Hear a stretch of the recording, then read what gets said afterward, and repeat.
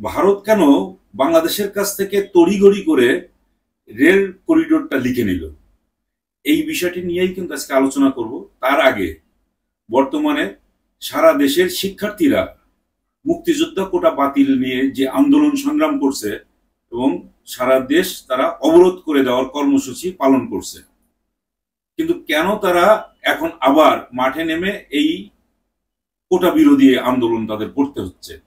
এটা তো 2018 সালেই মীমাংসা হয়ে গিয়েছিল। তখন কোটা সংস্কার করার জন্য ওই সময় আন্দোলন হয়েছিল এবং এক পর্যায়ে সেই সময় প্রধানমন্ত্রী শেখ হাসিনা এই কোটা প্রথা একেবারেই বাতিল করে দিয়েছিলেন। তাহলে নতুন করে সেটা এখন আনতে হলো কেন? এটা আনা হয়েছে শুধুমাত্র একটা আন্দোলন সংগ্রাম ছাত্রছাত্রীদেরকে এই দিকে একেবারেই নিয়োজিত করার জন্য। কেননা এখন যে কোটা প্রথার কথা বলা হচ্ছে সেখানে তো কোনো অবস্থাতেই মুক্তিযোদ্ধার সন্তানরা আর এখানে চান্স পাচ্ছে না, তাদের বয়স নেই। এখন মুক্তিযোদ্ধাদের নাতি নাতনিরা এখানে এসে চাকরি করবে। এখন নাতি নাতনি বলতে তাদের বাবারা, তাদের দাদাদের হয়তো মুক্তিযুদ্ধে বিভিন্ন রকম অবদান থাকতে পারে, কিন্তু তাদের বাবাদের তো কোনো মুক্তিযুদ্ধে কোনো অবদান নেই। তাহলে তাদের জন্য এই কোটা প্রথা কেন চালু করতে হচ্ছে? এটা নিশ্চিতভাবে বলা যায় যে একটা সাধারণ ছাত্র ছাত্রীদেরকে যারা সব সময় আমাদের দেশে স্বাধীনতা, সার্বভৌমত্ব, সেই ভাষা আন্দোলন থেকে শুরু করে বিভিন্ন সময় ছাত্রছাত্রীরাই প্রথম এগিয়ে এসেছে, আন্দোলন সংগ্রাম করেছে।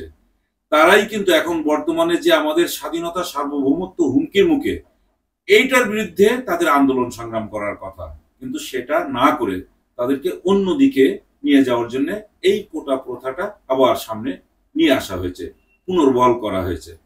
এটা একেবারেই দূরভিসন্ধিমূলক বলে মনে হয়। এখন আসি যে কেন ভারত তড়িঘড়ি করে বাংলাদেশের কাছ থেকে এই রেল করিডোরটা লিখে নিল। এটা তো লিখে নিয়েছে, একেবারে আমাদেরকে বলতে হবে, এটা প্রধানমন্ত্রী শেখ হাসিনাকে ডেকে নিয়ে একেবারে বলে দেওয়া হয়েছে যে এখানে এখানে সই করার জন্য, সেই সইটাই করে দিয়ে আসছে। এখানে অনেকেই অনেক কথা বলছেন। ওবায়দুল কাদের বলছেন যে বিএনপির মহাসচিবকে তিনি আরো পড়াশোনা করার জন্য বলছেন, যে এমইউ কি, সমঝোতা স্মারক আর চুক্তি কি, এটা তিনি বোঝেন না। তারপরে পররাষ্ট্রমন্ত্রী তিনি নিজেও বলছেন যে বাংলাদেশের এখনো বিএনপি বা যারা জনগণ আছে তারা নাকি এই কানেক্টিভিটি সম্পর্কে কিছুই জানে না। তারপরে ইউরোপের যে অবস্থা, সেখানে যে সীমান্ত নেই, এই ব্যাপারগুলো নাকি জানে না। যত বাকওয়াজ সবকিছু কিন্তু তারা করে দিয়ে যাচ্ছে এবং তারা নিজেদেরকে এমন পণ্ডিত ভাবছে যে তারা যা বোঝে বাংলাদেশের জনগণ তার কিছুই বোঝে না। অথচ বাংলাদেশের এই যে করিডোর লিখে দিয়ে আসা হয়েছে সেই ব্যাপারে তাদের কোনো উচ্চবাচ্য নেই। এখন এই ভারত সরকার কেন এই করিডোরটা বাংলাদেশের ভিতর দিয়ে নিচ্ছে? তাদের বিভিন্ন কৌশল আছে। এর মধ্যে অন্যতম হচ্ছে চিকেন নেককে এড়িয়ে তারা সেভেন সিস্টারে যাবে। আর সেভেন সিস্টারে যাওয়ার মূল কারণ হচ্ছে সেখানে ইতিমধ্যেই এই সেভেন সিস্টারে বিভিন্ন ভাবে তারা পণ্য সামগ্রী সেখানে রপ্তানি করে থাকে, তাদের দেশ থেকে ওখানে চলে যায়। এখনই পর্যন্ত তারা বিভিন্ন সময় নদী বন্দর, সমুদ্র বন্দর এগুলো ব্যবহার করে বাংলাদেশের ভিতর দিয়ে নিয়ে যাচ্ছে। কিন্তু এবার করিডোর, যেটা ট্রেন করিডোর করা হচ্ছে, এইখানে কি কি যাবে এই ব্যাপারে বাংলাদেশ সরকারের কোনো কর্তৃত্ব থাকবে না, কিছু বুঝতেও পারবে না।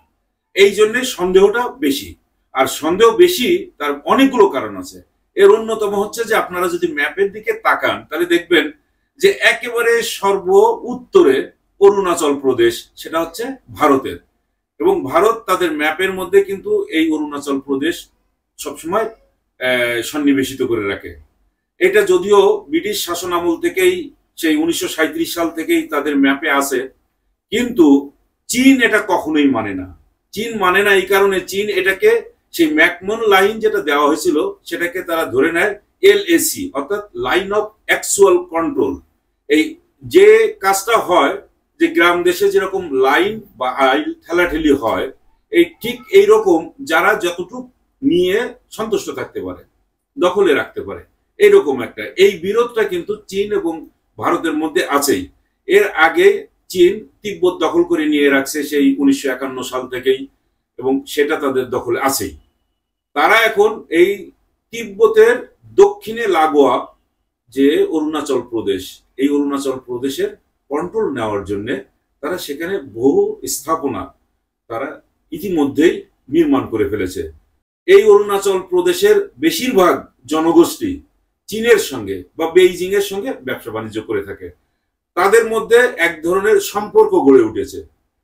এই অরুণাচল প্রদেশে কখনো ভারতের প্রধানমন্ত্রী মনমোহন সিং বা মোদী সরকার যেই যাক না কেন, চীন কিন্তু তার কড়া প্রতিবাদ করেছে। এইটা নিয়ে ভারত এবং চীনের মধ্যে আর কোনো কূটনৈতিক মীমাংসায় পৌঁছানোর মতো সুযোগ নেই। এই সুযোগ না থাকার কারণে এখন একমাত্র সমাধান তারা ভাবছে, ইন্ডিয়া ভাবছে বা চীন ভাবছে, এটা সমাধান হয়তো হতে পারে অস্ত্রের মাধ্যমে। এখন ভারত তার অস্ত্র কিভাবে এই সেভেন সিস্টারের মধ্য দিয়ে একেবারে অরুণাচল প্রদেশে কিভাবে নেবে?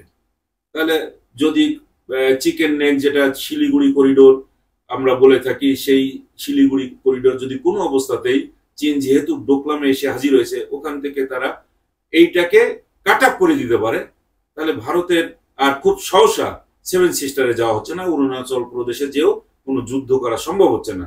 এই কারণেই ওই জায়গায় অস্ত্রপাতি নেওয়ার জন্যই মূলত তারা এই শিলিগুড়ি করিডোরকে বাইপাস করে যদি একেবারে আসামে নিয়ে যেতে পারে তাদের এই ট্রেনটা, তাহলে অস্ত্রপাতি তারা আসামের মধ্যে দিয়ে নিয়ে যেতে পারবে। এবং ইতিমধ্যেই একটা ব্রিজ সেখানে ছিল, তৈরি করা হয়েছে আসামে, যেটা ভারী অস্ত্রপাতি নিয়ে যাওয়া যায়, এবং সেটার নাম আপনারা অনেকেই জানেন, ভূপেন হাজারিকা সেতু।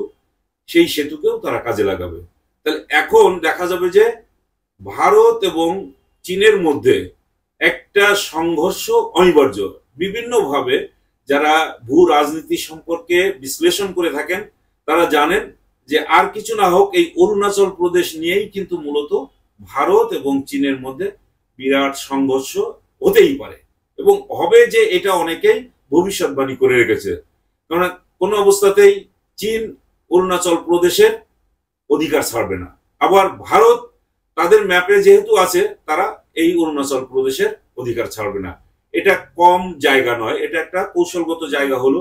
প্রায় 82,000 বর্গ কিলোমিটার জায়গা নিয়েই কিন্তু এই অরুণাচল প্রদেশের বর্তমান যে অবস্থা, সেখানে বিভিন্ন জাতিগোষ্ঠী কিন্তু বসবাস করে। তার মধ্যে 6টা জাতিগোষ্ঠী বেশি। এদের ধর্ম, সংস্কৃতি, ভাষা এটা একেবারে যে পুরো ভারতের সঙ্গে মিলে যায় তাও না, আবার চীনের সঙ্গে মিলে যায় তাও না। এদের মধ্যে বন্ডিংটা খুব কম, মাঝে মধ্যে এদের মধ্যে সংঘর্ষ হয়ে থাকে। যে কারণে চীন এবং ভারত তারা উভয় চাচ্ছে যে কোনো একদিকে তারা নিয়ন্ত্রণ করবে। ভারত যদি নিয়ন্ত্রণ করে তাহলে ভারতের মধ্যে তাদের প্রশাসনে তারা নিয়ন্ত্রণ করে থাকে, কিন্তু চীন প্রশাসনে নিয়ন্ত্রণ না করলেও তাদেরকে বিভিন্ন সুযোগ সুবিধা দিয়ে থাকে বেইজিং এ ব্যবসা করার জন্য। এই অরুণাচল প্রদেশ নিয়েই মূলত চীন ভারত একটা যুদ্ধ অনিবার্য।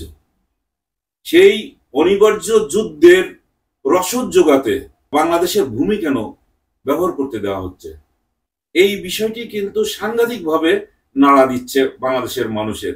কিন্তু বাংলাদেশের মানুষ হয়তো এই মুহূর্তে কোন রকম আন্দোলন সংগ্রাম করছে না, কেননা তাদেরকে যারা নেতৃত্ব দিবে এখনো পর্যন্ত তারা এই বিষয়টিকে সামনে আনে নাই। কিন্তু আজ হোক কাল হোক এই বিষয়টি নিয়েই কিন্তু আন্দোলন সংগ্রাম বাংলাদেশে হবেই। ভারতের কোন অবস্থাতেই এই ট্রেন যদি ঢুকতে দেওয়া হয় তাহলে বাংলাদেশ হয়ে যাবে, এই দুইটা দেশের ক্রস ফায়ারের মধ্যে পড়ে যাবে বাংলাদেশ।